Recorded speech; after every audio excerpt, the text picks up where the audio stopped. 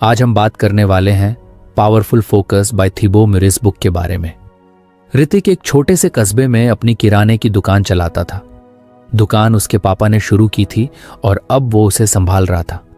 जिंदगी बस यूं ही कट रही थी। सुबह दुकान खोलना, ग्राहकों से बातचीत करना, शाम को हिसाब किताब करना और फिर घर जाकर सो जाना। लेकिन अंदर ही अंदर उसे ऐसा लगता था कि उसकी लाइफ में कुछ मिसिंग है। वो दिन रात मेहनत तो करता था पर किसी दिशा के बिना। एक दिन जब वो अपनी दुकान के लिए नया सामान लेने शहर गया तो उसकी नज़र एक बुक स्टोर पर पड़ी। वैसे तो किताबों में उसकी कोई खास दिलचस्पी नहीं थी, लेकिन कुछ सोचकर वो अंदर चला गया। वहां उसकी नज़र एक किताब पर अटक गई, powerful focus, a 7-day plan to develop mental clarity and build strong focus by Thibaut Meurisse. किताब का टाइटल ही कुछ ऐसा था कि उसे लगा शायद यही वो चीज़ है जो मुझे चाहिए। उसने किताब खरीदी और घर आकर पढ़ने बैठ गया। पहले ही चैप्टर का नाम था क्लैरिटी फाउंडेशन ऑफ फोकस। किताब के मुताबिक बिना क्लैरिटी के फोकस पाना नामुमकिन है। जब तक तुम्हें यह नहीं पता कि तुम क्या चाहते हो, तब तक तुम्हारी सारी मेहनत बस इधर उधर बिखरती रहेगी। ऋतिक को लगा कि यह लाइन उसके ऊपर ही लिखी गई थी। उसकी दुकान अच्छी चल रही थी, पैसे भी आ रहे थे, लेकिन क्या यही वो चीज थी जो वो पूरी जिंदगी करना चाहता था? क्या उसकी कोई पर्सनल ग्रोथ हो रही थी? क्या उसका कोई बड़ा सपना था? उसने खुद से सवाल पूछना शुरू किया, अगर मैं अभी ऐसे ही चलता रहा तो अगले 5 सालों में कहां रहूंगा? क्या मैं सच में अपनी लाइफ को कंट्रोल कर रहा हूं या बस हालात के हिसाब से बह रहा हूं? उसने किताब में आगे पढ़ा, establish clear goals to guide your actions and decisions. मतलब अगर तुम्हें अपनी लाइफ में सही दिशा चाहिए तो सबसे पहले अपने गोल्स क्लियर करने होंगे। ऋतिक ने सोचा कि वो बस अपने पापा की दुकान चला रहा है, लेकिन क्या उसका कोई पर्सनल गोल भी होना चाहिए? अगले दिन सुबह उसने एक नोटबुक निकाली और खुद से एक सवाल पूछा, मैं लाइफ में क्या चाहता हूं? पहले तो कोई जवाब नहीं आया। दिमाग में बस वही रोजमर्रा की बातें चल रही थीं। दुकान खोलनी है, स्टॉक देखना है, ऑर्डर प्लेस करने हैं। लेकिन फिर उसने गहराई से सोचना शुरू किया। वो दुकान बंद करके कहीं घूमने जाना चाहता था, कुछ नया सीखना चाहता था, अपना खुद का बिजनेस एक्सपैंड करना चाहता था। उसे हमेशा से टेक्नोलॉजी और ऑनलाइन बिजनेस में इंटरेस्ट था, लेकिन उसने कभी इस बारे में सीरियसली सोचा ही नहीं था। उसने अगले कुछ दिनों तक अपने गोल्स पर काम किया। दुकान में बैठे बैठे जब भी खाली समय मिलता, वो अपनी नोटबुक निकालकर कुछ ना कुछ लिखता रहता। धीरे धीरे एक तस्वीर बनने लगी। 1 short term goal, online business के बारे में सीखना। मिड टर्म गोल, अपनी दुकान के लिए एक ऑनलाइन प्लेटफॉर्म बनाना। 3 लंबी अवधि का लक्ष्य, एक ऐसा बिजनेस मॉडल बनाना जिसमें उसे दुकान पर पूरे दिन बैठना न पड़े। ये सब सोचते ही उसे एक अलग एनर्जी फील होने लगी। अब वो सिर्फ दुकान नहीं चला रहा था, बल्कि एक बड़े विजन की तरफ बढ़ रहा था। किताब में एक और चीज लिखी थी, नियमित रूप से अपनी विजन को सुधारें ताकि फोकस और मोटिवेशन बनी रहे। यानी जब भी तुम्हें लगे कि तुम्हारा गोल कंफ्यूज हो रहा है तो उसे फिर से डिफाइन करो। ऋतिक ने अपने शॉर्ट टर्म गोल पर काम करना शुरू किया। उसने यूट्यूब पर ऑनलाइन बिजनेस के बारे में वीडियो देखने शुरू की, कुछ ब्लॉग्स पढ़े और यहां तक कि एक ऑनलाइन कोर्स के लिए भी साइन अप कर लिया। अब उसकी दुकान में बैठने का तरीका भी बदल गया था। पहले वो बस ग्राहकों का इंतजार करता था, लेकिन अब जब भी फ्री होता अपने नए प्लान पर काम करता। एक दिन उसका दोस्त संदीप दुकान पर आया। भाई, तू आजकल बड़ा बिजी रहने लगा है, दुकान पर भी कम ध्यान देता है, संदीप ने हंसते हुए कहा। ऋतिक मुस्कुराया। बिजी नहीं भाई, क्लियर हो गया हूं कि क्या करना है। पहले बस काम कर रहा था, अब समझ आया कि क्यों कर रहा हूं। ओहो, कोई नई किताब विताब पढ़ ली क्या? हाँ, और इस बार सिर्फ पढ़ी नहीं, अप्लाई भी कर रहा हूं। संदीप ने नोटबुक उठाई जिसमें ऋतिक ने अपने गोल्स लिखे थे। भाई, ये तो तू पहले भी कर सकता था, फिर अब क्यों? ऋतिक ने गहरी सांस ली। क्योंकि पहले पता ही नहीं था कि करना क्या है। अब क्लैरिटी है, इसलिए फोकस भी आ गया है। संदीप ने सिर हिलाया। बात तो सही कह रहा है। ऋतिक को एहसास हो गया था कि वो सिर्फ दुकान चलाने के लिए नहीं बना है, उसे कुछ बड़ा करना था और इसके लिए सबसे पहले अपने गोल्स क्लियर करने जरूरी थे। अभी तो यह सिर्फ पहला स्टेप था। ऋतिक को अब अपनी जिंदगी में एक नई एनर्जी महसूस हो रही थी। पहले जहां उसकी दिनचर्या एक रूटीन के अंदर बंधी हुई थी, अब हर दिन कुछ नया सीखने और खुद को बेहतर बनाने का मौका लगने लगा था। उसने अब तक अपने गोल सेट कर लिए थे, लेकिन एक सवाल अभी भी उसे परेशान कर रहा था, क्या यह सच में वही चीज है जो वो पूरी जिंदगी करना चाहता है? किताब के अगले चैप्टर में लिखा था कि सिर्फ गोल सेट कर लेना काफी नहीं होता। जरूरी यह है कि वो गोल्स तुम्हारी असली इच्छाओं और स्ट्रेंथ्स के साथ अलाइन हो। अगर तुम कुछ ऐसा करने की कोशिश कर रहे हो जो तुम्हारी नेचुरल एबिलिटीज या इंटरेस्ट से मेल नहीं खाता, तो तुम ज्यादा दिन टिक नहीं पाओगे। ऋतिक को यह बात अंदर तक चुभ गई। वो बचपन से ही अपने पापा की दुकान में बैठता आया था और अब तक यही सोचता आया था कि उसका फ्यूचर भी इसी के इर्द गिर्द रहेगा। लेकिन क्या वो इस काम में वाकई खुश था?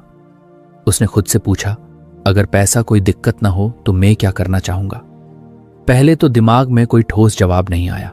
अगर आपको हमारी फ्री समरी अच्छी लगती है तो आप हमारे चैनल को सब्सक्राइब कर सकते हैं, हमारी मेंबरशिप खरीद सकते हैं या हमें यूपीआई के थ्रू सपोर्ट कर सकते हैं।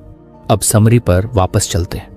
लेकिन फिर उसने अपने बचपन की यादों में जाने की कोशिश की। उसे याद आया कि उसे हमेशा टेक्नोलॉजी और गैजेट्स में दिलचस्पी रही है।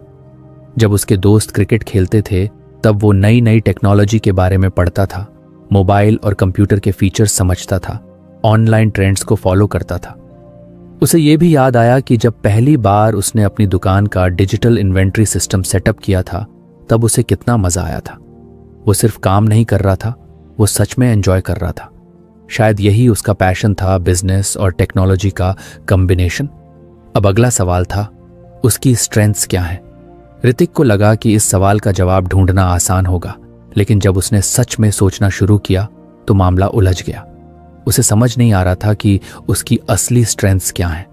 उसने एक आसान तरीका अपनाया, अपने सबसे करीबी लोगों से पूछना। सबसे पहले उसने अपनी माँ से पूछा, माँ, आपको क्या लगता है मेरी सबसे बड़ी ताकत क्या है? माँ ने बिना सोचे जवाब दिया, तेरा धैर्य, तू कभी जल्दी हार नहीं मानता। ऋतिक को यह सुनकर कुछ अजीब लगा, क्योंकि उसने कभी इस एंगल से खुद को देखा ही नहीं था। उसने अपने दोस्त संदीप से भी पूछा, भाई, मेरी कोई ऐसी क्वालिटी जो तुझे सबसे खास लगती हो? संदीप ने मुस्कुराकर कहा, तेरी एनालिटिकल सोच। तू हर चीज को डिटेल में एनालाइज करता है, इसलिए तेरा कोई भी फैसला जल्दी गलत नहीं होता। ऋतिक ने सिर हिलाया। उसे समझ आ रहा था कि उसकी स्ट्रेंथ्स में पेशेंस और लॉजिकल थिंकिंग शामिल है। अब जब उसे अपनी इच्छाएं और ताकतें समझ में आने लगी थीं, तो अगला कदम था इन्हें अपने गोल्स के साथ जोड़ना। उसने अपनी नोटबुक निकाली और लिखा, मुझे टेक्नोलॉजी पसंद है, मुझे बिजनेस ऑप्टिमाइज करना पसंद है और मेरी स्ट्रेंथ्स एनालिटिकल थिंकिंग और पेशेंस है। तो क्या मैं ऐसा कुछ कर सकता हूं जिसमें ये सब चीजें एक साथ आएं? उसने सोचा कि उसकी दुकान पहले से ही एक छोटा बिजनेस है, लेकिन उसे मॉडर्न बनाना होगा। अगर वो टेक्नोलॉजी का सही इस्तेमाल करे तो वो इसे एक बड़े ब्रांड में बदल सकता है। अब उसे अपनी रणनीति बनानी थी। सबसे पहले उसने ऑनलाइन मार्केटप्लेस के बारे में रिसर्च करना शुरू किया। वो जानना चाहता था कि कैसे लोग अपनी दुकान को ऑनलाइन ले जाते हैं, कैसे डिजिटल मार्केटिंग काम करती है और कैसे एक लोकल बिजनेस को नेशनल लेवल तक पहुंचाया जा सकता है। रोज दुकान में बैठकर जब भी खाली समय मिलता वो ऑनलाइन रिसर्च करता। धीरे धीरे उसे समझ में आने लगा कि सिर्फ दुकान चलाना उसका असली गोल नहीं है। वो एक ऐसा बिजनेस मॉडल बनाना चाहता है जिसमें टेक्नोलॉजी का सही इस्तेमाल हो, ताकि उसका बिजनेस सिर्फ उसकी फिजिकल मौजूदगी पर निर्भर न करे। एक रात जब दुकान बंद करने का समय हुआ तो वो बाहर स्टूल पर बैठकर सोचने लगा, अगर मेरी असली ताकत एनालिटिकल सोच है और मुझे टेक्नोलॉजी पसंद है तो क्या मैं सिर्फ अपनी दुकान तक सीमित रह सकता हूं? उसे लगा कि नहीं, उसे इससे आगे जाना होगा। अब उसके सामने एक नया गोल था, एक ऐसा डिजिटल प्लेटफॉर्म बनाना जिससे लोकल किराना दुकानदार भी ऑनलाइन बिजनेस कर सकें। यह सिर्फ उसकी दुकान के लिए नहीं बल्कि पूरे सिस्टम के लिए एक चेंज लाने जैसा था। ऋतिक को महसूस हुआ कि यह वही चीज थी जिसे करने में उसे सच में मजा आता था। अगले दिन उसने अपनी दुकान के एक पुराने कस्टमर राजीव अंकल से बात की, जो पहले एक बड़े बिजनेस कंसल्टेंट रह चुके थे। बेटा, अगर तुझे अपना गोल मिल गया है तो अब रुक मत, जितना जल्दी हो सके इसे एक्सप्लोर करना शुरू कर। ऋतिक ने मन ही मन ठान लिया कि अब वो सिर्फ दुकानदारी तक सीमित नहीं रहेगा। अब उसे अपनी असली ताकत और इच्छाओं को अपने काम के साथ जोड़ना था। ऋतिक को अब धीरे धीरे चीजें साफ दिखने लगी थी। उसने अपने पैशन और स्ट्रेंथ्स को समझ लिया था और अब वह अपने बिजनेस को एक नई दिशा देने के बारे में सोच रहा था। लेकिन एक चीज अभी भी क्लियर नहीं थी, क्या वो जो कर रहा था वो सिर्फ पैसे कमाने के लिए था या उसमें कोई गहरी संतुष्टि भी थी। किताब के अगले चैप्टर में लिखा था कि अगर तुम्हारे गोल्स तुम्हारी वैल्यूज के साथ मेल नहीं खाते तो एक समय बाद तुम अपनी मोटिवेशन खो दोगे। तुम्हें अपने लक्ष्यों को सिर्फ प्रैक्टिकल नहीं बल्कि इमोशनल लेवल पर भी महसूस करना चाहिए। ऋतिक को यह बात झकझोर गई। उसने अपने आप से सवाल किया, मेरी असली वैल्यूज क्या हैं? पैसे कमाना जरूरी है, लेकिन क्या सिर्फ पैसा ही मेरी प्राथमिकता है? उसने सोचना शुरू किया कि दुकान में काम करते हुए उसे सबसे ज्यादा खुशी कब मिलती थी। क्या तब जब वह अच्छा प्रॉफिट कमाता था, या तब जब कोई कस्टमर उससे खुश होकर जाता था और उसे दिल से दुआ देता था? उसे याद आया कि उसकी दुकान में एक बुजुर्ग महिला रोज आती थी जो ज्यादा पढ़ी लिखी नहीं थी और ऑनलाइन पेमेंट करने में दिक्कत महसूस करती थी।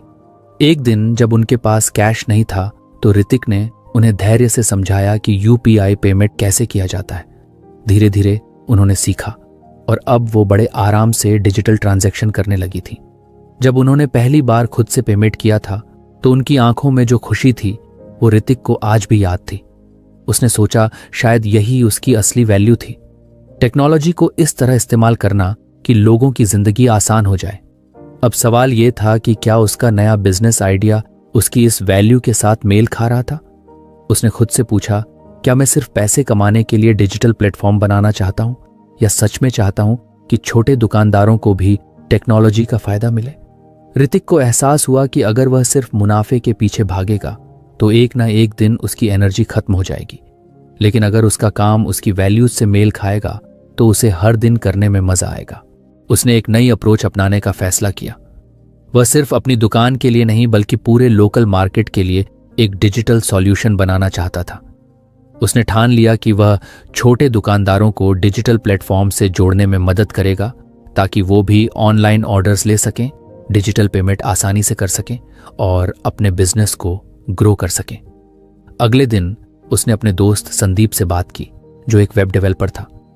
भाई, मैं एक ऐसा प्लेटफॉर्म बनाना चाहता हूं जिससे छोटे दुकानदार भी ऑनलाइन बिजनेस कर सकें, लेकिन यह सिर्फ बिजनेस के लिए नहीं होगा, ये उनके लिए एक गाइडेंस सिस्टम भी होगा ताकि वो टेक्नोलॉजी को सही तरीके से अपनाना सीख सकें। संदीप ने मुस्कुराते हुए कहा, यानी तू सिर्फ एक ऐप नहीं, एक कम्युनिटी बनाना चाहता है? ऋतिक को यह शब्द सुनकर अच्छा लगा। उसने संदीप के साथ मिलकर एक प्लान बनाना शुरू किया। उन्होंने सोचा कि शुरुआत में वो कुछ लोकल दुकानदारों के साथ ट्रायल करेंगे। ऋतिक ने अपने मार्केट में 2-3 दुकानदारों से बात की और उन्हें अपना आइडिया समझाया। कुछ लोगों को शुरुआत में यह कुछ मुश्किल लगा, लेकिन जब ऋतिक ने उन्हें समझाया कि इससे उनका बिजनेस बढ़ेगा तो उन्हें भी इसमें इंटरेस्ट आने लगा। धीरे धीरे उसने अपने इस प्रोजेक्ट पर काम करना शुरू किया। उसने अपने प्लेटफॉर्म के लिए एक बेसिक मॉडल बनाया और कुछ दुकानदारों के साथ इसे टेस्ट किया। जब पहली बार किसी ने ऑनलाइन ऑर्डर रिसीव किया और पेमेंट भी डिजिटल हुआ तो ऋतिक को एक अलग ही खुशी मिली। उसने महसूस किया कि अब वह सिर्फ बिजनेस नहीं कर रहा था, वह एक बदलाव ला रहा था। अब वह पहले से कहीं ज्यादा मोटिवेटेड था क्योंकि उसे पता था कि जो कुछ भी वह कर रहा है वह उसकी असली वैल्यूज के साथ पूरी तरह मेल खा रहा है। ऋतिक अब अपने गोल्स और वैल्यूज को पूरी तरह समझ चुका था। उसे पता था कि उसे किस दिशा में जाना है, लेकिन एक प्रॉब्लम अभी भी बनी हुई थी, डिस्ट्रैक्शंस। जब भी वह अपने काम में फोकस करने बैठता, कभी कोई दुकान का छोटा मोटा काम आ जाता, कभी कोई दोस्त मिलने आ जाता, तो कभी वह खुद ही फोन स्क्रॉल करने लगता। एक दिन उसने गौर किया कि जब भी वह कुछ प्रोडक्टिव करना चाहता है, कोई ना कोई चीज उसका ध्यान भटका ही देती है। किताब के अगले चैप्टर में लिखा था कि अगर तुम्हें सही मायने में फोकस्ड रहना है तो पहले तुम्हें अपनी जिंदगी से उन चीजों को हटाना होगा जो तुम्हारी प्रोडक्टिविटी को नुकसान पहुंचा रही हैं। ऋतिक ने सबसे पहले यह समझने की कोशिश की कि उसका सबसे बड़ा डिस्ट्रैक्शन क्या है। उसने एक दिन अपनी दिनचर्या को नोट किया और शाम को देखा कि उसका ज्यादातर समय कहाँ खर्च हो रहा था। उसे लगा कि वह बहुत बिजी रहता है, लेकिन जब उसने खुद का एनालिसिस किया तो पता चला कि वह कई बार बिना वजह मोबाइल पर सोशल मीडिया स्क्रॉल करता रहता था, दोस्तों के ग्रुप में बेवजह लंबी बातें करता था और कई बार दुकान के छोटे मोटे ऐसे कामों में उलझा रहता था जो उसके बिना भी हो सकते थे। अब उसे समझ में आ गया कि सबसे पहले उसे इन डिस्ट्रैक्शन से छुटकारा पाना होगा। उसने जीरो बेस्ड थिंकिंग की तकनीक अपनाई जो किताब में बताई गई थी। इसमें हर चीज को ऐसे देखा जाता है जैसे वह अभी शुरू कर रहा हो और सोचा जाता है कि क्या वह चीज वाकई जरूरी है या सिर्फ टाइम वेस्ट कर रही है। सबसे पहले उसने सोशल मीडिया पर अपने टाइम को कंट्रोल करने का फैसला किया। उसने अपने फोन में टाइमर सेट कर दिया ताकि हर दिन सिर्फ एक सीमित समय ही सोशल मीडिया पर बिताए। उसने अपने कुछ अनावश्यक व्हाट्सएप ग्रुप्स को म्यूट कर दिया जहां सिर्फ फालतू की बातें होती थीं और कोई भी वैल्यू एड नहीं हो रही थी। इसके बाद उसने अपनी दुकान के कामों को देखा। उसने गौर किया कि कुछ ऐसे काम थे जो वह खुद करता था लेकिन जिन्हें आसानी से किसी और के हवाले किया जा सकता था। उसने अपने छोटे भाई को कुछ जिम्मेदारियां दे दी और अपने स्टाफ को भी बेहतर तरीके से मैनेज करना शुरू किया। अब वह खुद को उन चीजों पर फोकस करने के लिए फ्री कर रहा था जो उसकी असली प्रायोरिटी थी। लेकिन सबसे बड़ा डिस्ट्रैक्शन उसके अपने ही दिमाग में था। कई बार जब वह काम पर बैठता तो अचानक उसके मन में दूसरे ख्याल आने लगते, पुरानी बातें, आने वाले किसी अनजाने डर की चिंता या फिर बस इधर उधर की सोच। उसने इसे भी हैंडल करने का फैसला किया। उसने किताब से सीखा कि जब भी ऐसा हो तो अपने दिमाग को एक खास ट्रिगर से वापस लाना चाहिए। उसने अपने लिए एक तरीका अपनाया। हर बार जब उसका ध्यान भटकने लगे तो वह गहरी सांस लेता और अपने टेबल पर रखे एक छोटे से नोट को पढ़ता जिस पर लिखा था, क्या यह अभी मेरे गोल्स के लिए जरूरी है? धीरे धीरे उसने अपनी लाइफ से फालतू चीजें निकालनी शुरू कर दी। उसने अपनी रातों की नींद भी बेहतर बनाई ताकि सुबह उठकर वह तरोताजा महसूस करे। अब उसका फोकस पहले से कहीं ज्यादा मजबूत था। इस बदलाव के बाद जब वह अपने डिजिटल प्लेटफॉर्म पर काम करने बैठता तो वह बिना किसी रुकावट के घंटों तक काम कर पाता। अब न तो उसे बेवजह का डिस्ट्रैक्शन परेशान करता था और न ही उसके अंदर किसी चीज को टालने की आदत रह गई थी। ऋतिक को अब डिस्ट्रैक्शन से छुटकारा पाने का तरीका आ गया था। लेकिन जब उसने गहराई से सोचा तो उसे एक और दिक्कत दिखी। वह दिन भर काम तो कर रहा था लेकिन क्या वह सच में उन चीजों पर फोकस कर रहा था जो सबसे ज्यादा असर डालती थी? किताब में लिखा था कि ज्यादातर लोग 80% समय उन चीजों पर खर्च कर देते हैं जो केवल 20% रिजल्ट देती हैं, जबकि अगर सही तरीके से देखा जाए तो सिर्फ 20% हाई इम्पैक्ट टास्क ही पूरे 80% रिजल्ट दिला सकते हैं। मतलब अगर वह सही चीजों पर ध्यान दे तो कम मेहनत में भी बड़ा बदलाव ला सकता है। ऋतिक ने सोचा कि उसकी लाइफ में ऐसा कौन सा काम है जो सबसे ज्यादा असर डालता है। उसने फिर से अपनी दिनचर्या का एनालिसिस किया। वह सुबह दुकान खोलने से लेकर रात तक काम में लगा रहता था, लेकिन जब उसने गौर किया तो उसे एहसास हुआ कि उसका ज्यादातर समय छोटे मोटे कामों में खर्च हो जाता था। कभी स्टॉक चेक करना, कभी पैसों का हिसाब किताब मिलाना, कभी किसी कस्टमर से बेवजह की बातचीत में उलझ जाना। लेकिन असल में जो काम उसकी दुकान और उसके नए डिजिटल प्लेटफॉर्म के लिए सबसे जरूरी थे उन पर उसका ध्यान कम जा रहा था। उसने सोचा उसकी दुकान के लिए सबसे बड़ा इम्पैक्ट लाने वाले काम कौन से हो सकते हैं। उसे एहसास हुआ कि अगर वह अपने कस्टमर्स को बेहतर सर्विस दे और उनकी ज़रूरतों को समझे तो उसकी बिक्री अपने आप बढ़ सकती है। अगर वह डिजिटल प्लेटफॉर्म पर सही दुकानदारों को जोड़ने में समय लगाए तो उसका बिजनेस तेजी से बढ़ सकता है। मतलब उसे वही काम करने चाहिए जो असली बदलाव लाए, न कि वे जो बस दिन भर उसे बिजी रखे। अब उसने एक स्ट्रैटेजी अपनाई। उसने हर सुबह अपने सबसे जरूरी 3 टास्क लिखना शुरू किया। ये टास्क वही होते जो असल में सबसे ज्यादा असर डाल सकते थे। बाकी के छोटे मोटे काम वह अपने स्टाफ को डेली असाइन करने लगा। पहले ही हफ्ते में उसने एक बड़ा बदलाव महसूस किया। पहले वह खुद ही हर ऑर्डर पैक करवाता था, लेकिन अब उसने अपने एक भरोसेमंद स्टाफ मेंबर को इसकी जिम्मेदारी दे दी। अब वह उस वक्त अपनी डिजिटल सर्विस को प्रमोट करने में लगा सकता था। उसने मार्केट के कुछ दुकानदारों को अपने डिजिटल प्लेटफॉर्म से जोड़ने की कोशिश शुरू की। पहले कुछ लोग हिचकिचाए, लेकिन जब उसने उन्हें बताया कि कैसे इससे उनकी बिक्री बढ़ेगी तो धीरे धीरे लोग इसके लिए तैयार होने लगे। अब वह सोशल मीडिया पर भी वही कंटेंट पोस्ट करता था जो असल में कस्टमर्स और दुकानदारों के लिए वैल्यू ऐड करता था। पहले वह सिर्फ प्रोडक्ट्स के बारे में पोस्ट करता था, लेकिन अब वह यह भी दिखाने लगा कि टेक्नोलॉजी का सही इस्तेमाल कैसे किया जाए। उसने छोटे दुकानदारों के लिए फ्री वर्कशॉप करनी शुरू की, जहां वह उन्हें online payment, digital inventory management और बेसिक बिजनेस ग्रोथ टिप्स देता था। धीरे धीरे चीजें बदलने लगीं। पहले जहां वह पूरे दिन छोटे छोटे कामों में उलझा रहता था, अब वह वही करता था जो सबसे ज्यादा असर डालता था।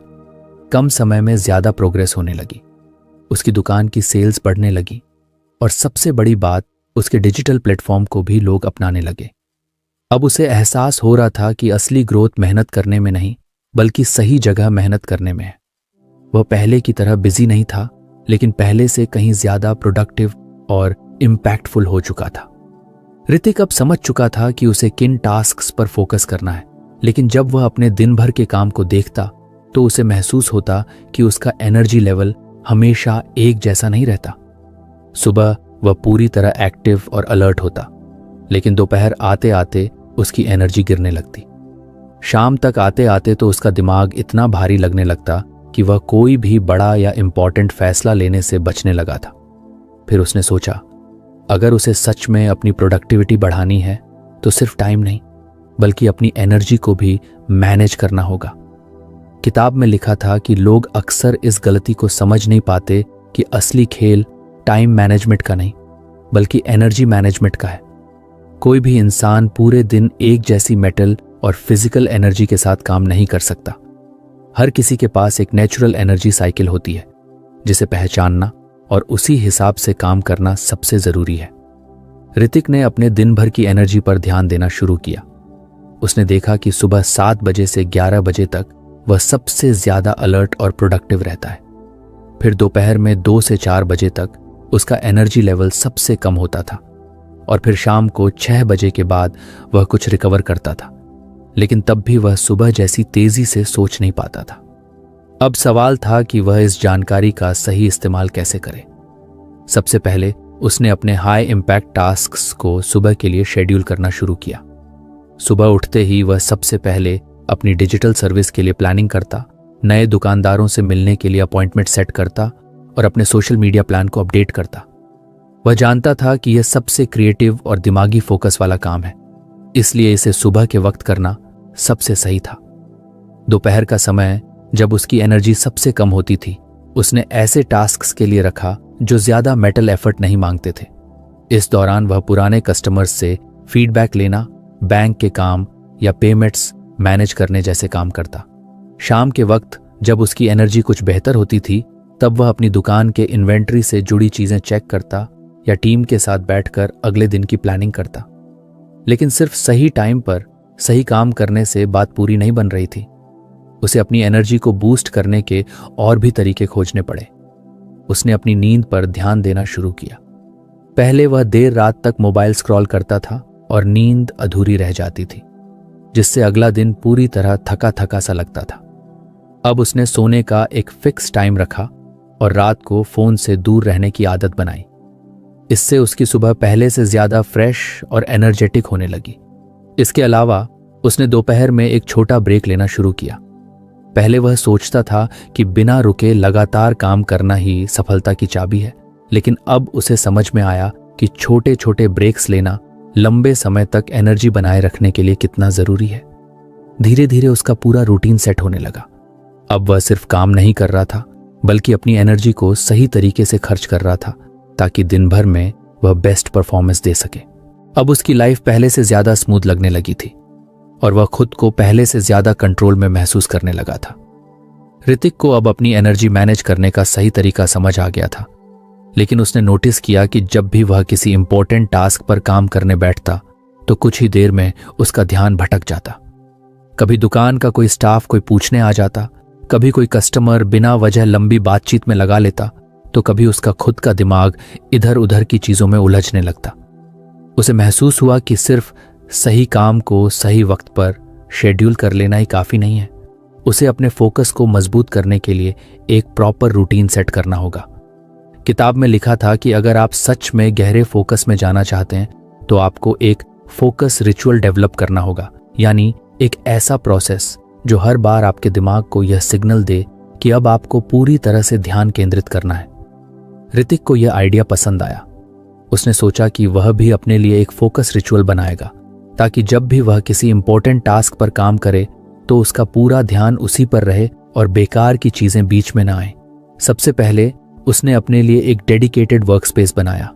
पहले वह जहां तहां, कभी दुकान के काउंटर पर, कभी गोदाम में बैठकर डिजिटल प्लेटफॉर्म के लिए काम करता था, लेकिन अब उसने अपनी दुकान के ऊपर बने छोटे से ऑफिस को ठीक किया और वहां एक प्रॉपर वर्किंग सेटअप बना लिया।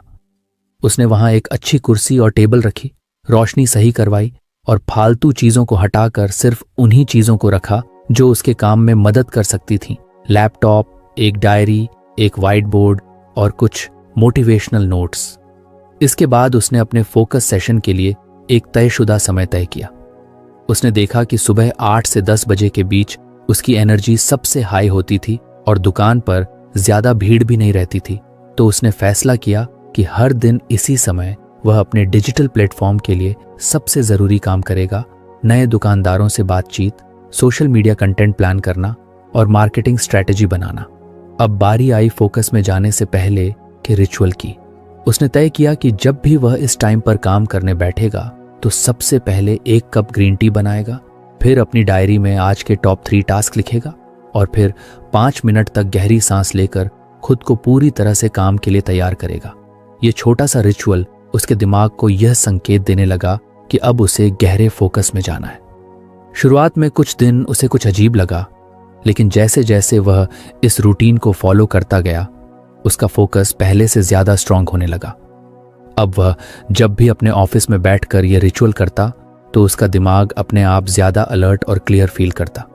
सबसे बड़ी बात, उसने यह भी सीख लिया कि इस टाइम के दौरान कोई भी डिस्ट्रैक्शन उसे डिस्टर्ब न करे। उसने अपने स्टाफ को समझा दिया कि सुबह 8 से 10 के बीच वह बिना किसी इमरजेंसी के डिस्टर्ब नहीं किया जाए। उसने अपने फोन के नोटिफिकेशन बंद कर दिए और सोशल मीडिया को भी इस टाइम के लिए ब्लॉक कर दिया।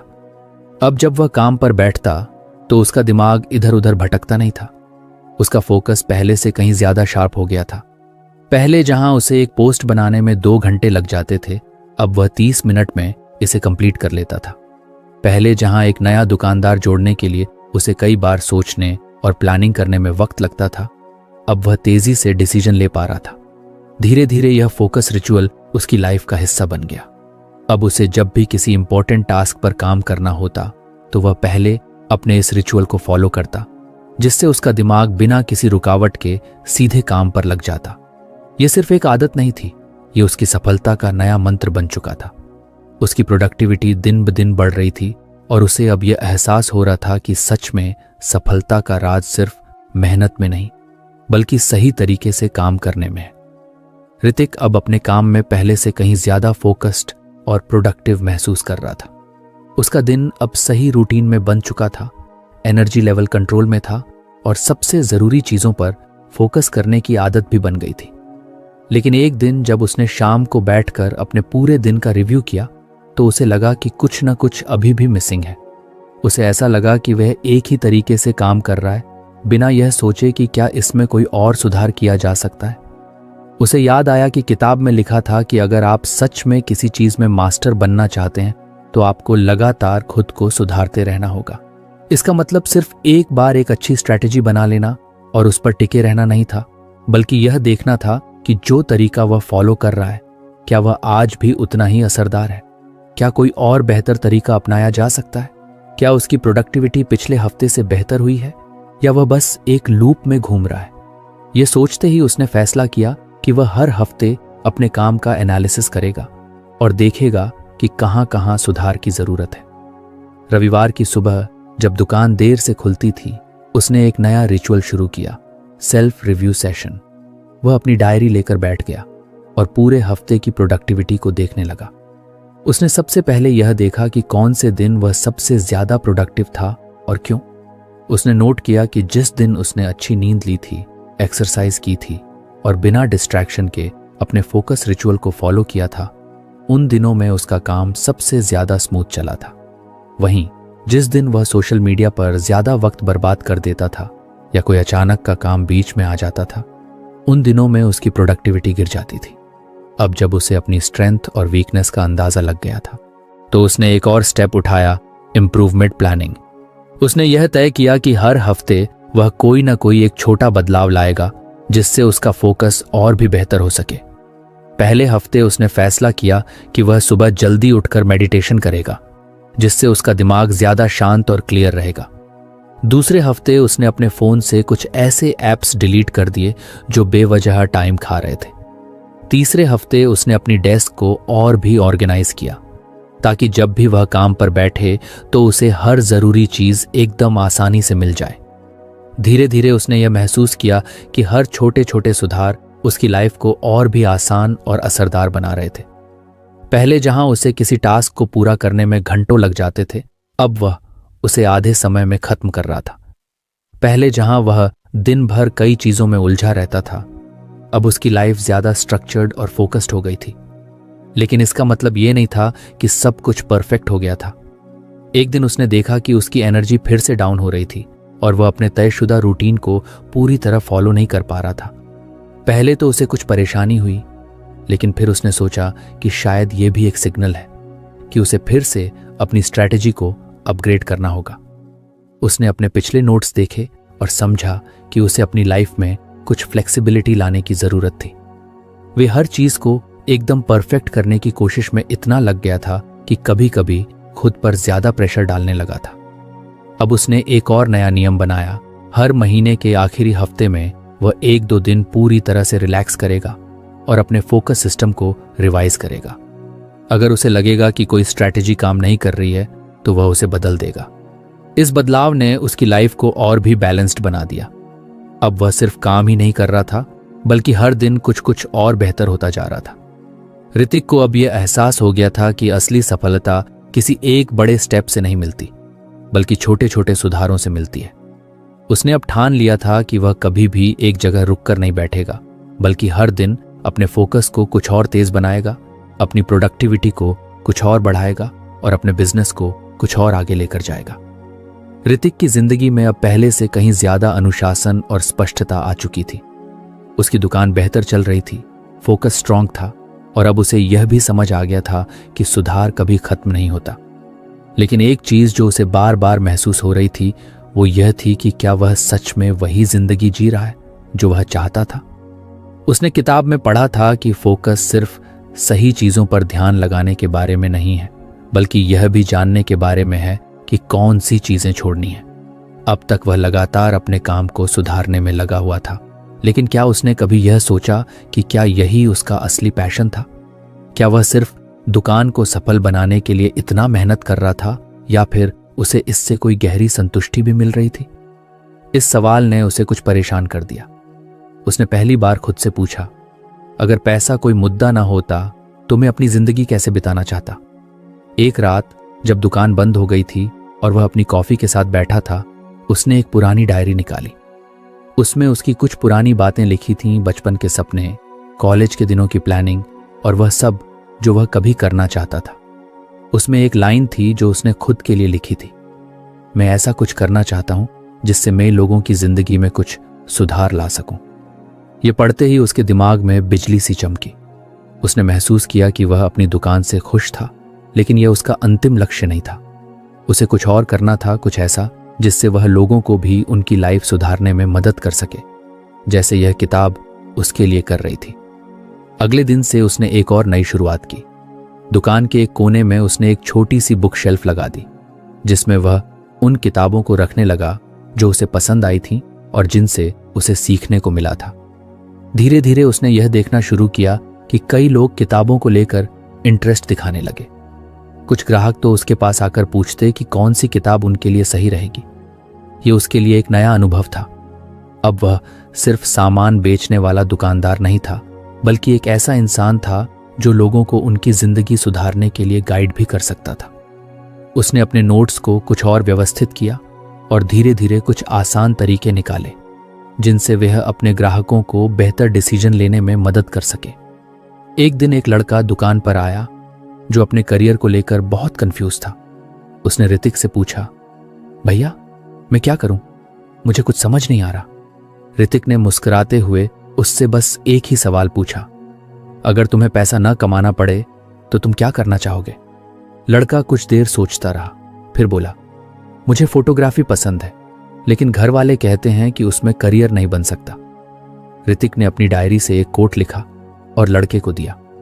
सबसे बड़ा नुकसान ये नहीं कि आप हार जाएं, बल्कि ये है कि आप कभी कोशिश ही ना करें। लड़के की आंखों में एक नई चमक थी। उसने कहा, भैया मैं कोशिश करूंगा। उस दिन ऋतिक को एहसास हुआ कि उसकी जर्नी पूरी नहीं हुई है, बल्कि अब असली सफर शुरू हुआ है। उसने अपनी दुकान को सिर्फ सामान बेचने की जगह नहीं रहने दिया, बल्कि उसे एक ऐसा स्पेस बना दिया जहां लोग कुछ नया सीख सकते थे, अपने असली पैशन को पहचान सकते थे और अपनी जिंदगी को सुधारने की हिम्मत जुटा सकते थे। तो फ्रेंड्स, ये थी हमारी आज की बुक समरी। आपको कैसी लगी कमेंट करके जरूर बताएं और धन्यवाद आपका समरी एंड तक सुनने के लिए।